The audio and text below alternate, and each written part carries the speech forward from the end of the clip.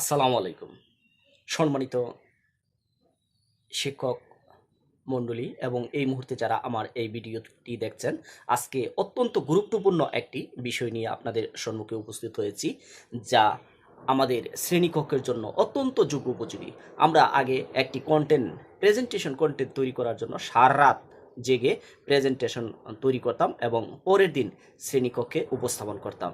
সেই দিন এখন আর নেই। আমরা শুধু একটি মাত্র ১ মিনিটের মধ্যে এআই এর মাধ্যমে কিভাবে প্রেজেন্টেশন তৈরি করতে পারবো আমরা আপনাদেরকে দেখিয়ে দিচ্ছি। তো সবাই যদি মাত্র ১ মিনিটের মধ্যে কিভাবে একটি প্রেজেন্টেশন তৈরি করা যায় তা শিখতে পারবেন। তো আমরা মূল পর্বে চলে যাই। প্রথমে একটি ব্রাউজার ওপেন করে নিই। আমি গুগল ক্রোমটি ওপেন করে নিলাম। এই ওপেন করার পর সার্চ বারে আমরা একটি লিঙ্ক দিয়ে এন্টার দিচ্ছি। এই লিঙ্কটি আমি আপনাদেরকে ফার্স্ট কমেন্টে দিয়ে দিব এবং দেওয়ার পর এন্টার দিয়ে দিলাম। এন্টার দেওয়ার পর এরকম আসবে, তখন আমরা লগ ইন করতে হবে। কন্টিনিউ উইথ গুগল দিয়ে আমি লগ ইন করলাম। লগ ইন করার পর এরকম আসবে। এখন দেখেন মধ্যে পপুলার লেখা আছে, জেনারেটর পপুলার দেওয়ার পর এখানে এরকম বক্স চলে আসবে। আসার পর দেখেন কার্ডস এখানে কয়টি স্লাইড হবে, 8টি আছে, 9টি আছে, 10টি আছে, যে ইচ্ছা মতো দিবেন। আমি 10টি দিয়ে দিলাম। তারপর এখানে ভাষাটা চেঞ্জ করে নেবেন। ভাষাটা আমি বাংলা দিয়ে দিচ্ছি। বাংলা দেওয়ার পর এখানে আমরা লিখে দিব কোন ধরনের আমরা কন্টেন্ট প্রেজেন্টেশন চাই। এখানে আমি লিখে দিচ্ছি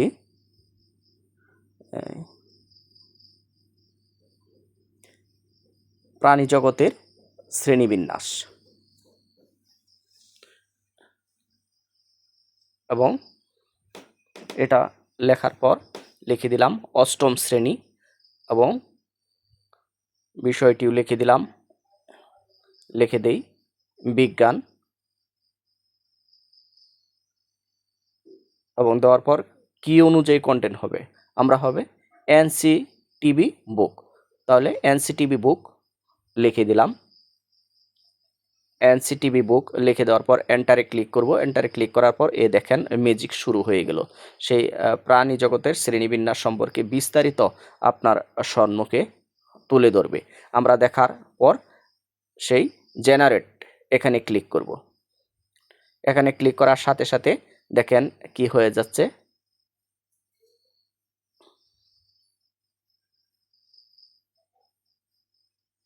সাথে সাথে সেই পাওয়ার পয়েন্ট কন্টেন্টগুলি তৈরি করে দিচ্ছে এবং তার দেখেন অতি সহজেই নেটের উপর নির্ভর করে, বেশি দেরি হবে না, 1 মিনিটের ভিতরেই সেই কন্টেন্টটি তৈরি করে দিবে এবং প্রয়োজন অনুযায়ী সেই কন্টেন্টের প্রয়োজন অনুযায়ী যে পিকচারগুলি আছে সেই পিকচারগুলি সে দিয়ে দিচ্ছে।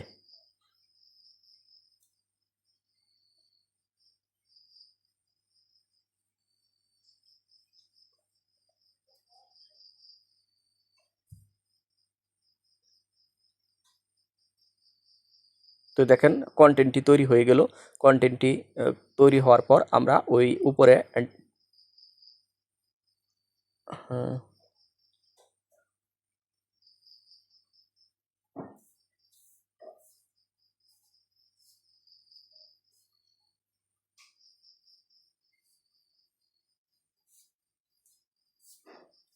প্রায় শেষ হয়ে যাচ্ছে।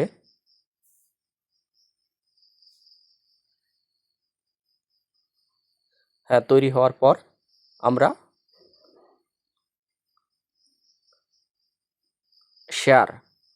শেয়ারে ক্লিক দেব এবং শেয়ারে ক্লিক দেওয়ার পর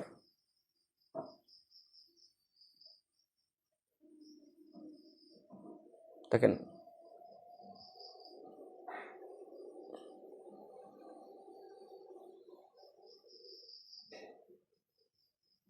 সে উপরের ডান দিকে এই শেয়ারে ক্লিক করব। শেয়ার ক্লিক করার পর এক্সপোর্টের পর আমরা কোথায় চাই, এক্সপোর্ট টু পাওয়ার পয়েন্ট, আমরা পাওয়ার পয়েন্টে কনভার্ট করতে চাই। তো দেখেন পাওয়ার পয়েন্টে কনভার্ট হয়ে যাচ্ছে।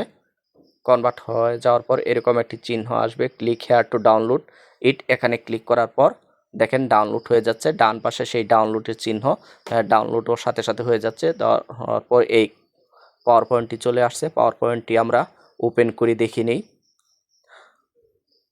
চমৎকার পাওয়ার পয়েন্ট তৈরি হয়েছে। আমরা যদি এডিট করতে চাই, এনেবলে ক্লিক করলে আমরা এখান থেকে পাওয়ার পয়েন্টটি এডিট করতে পারবো, টেক্সটগুলি পরিবর্তন করতে পারবো। প্রয়োজন অনুযায়ী আমরা যদি মনে করি ছবিটি পরিবর্তন করার প্রয়োজন, তাহলে আমরা ছবিটিও পরিবর্তন করতে পারবো। সেই টেক্সটগুলি যদি আমরা ইচ্ছা করি অ্যানিমেশন দেব, তাহলে এটি সিলেক্ট করে আমরা কি অ্যানিমেশনও দিতে পারি এবং পিকচার পরিবর্তন করতে পারি, এবং প্রয়োজন অনুযায়ী আমরা সেগুলো নিজেদের ইচ্ছা মতো করে সাজিয়ে নিতে পারি, তারপর স্লাইড শো করতে পারি।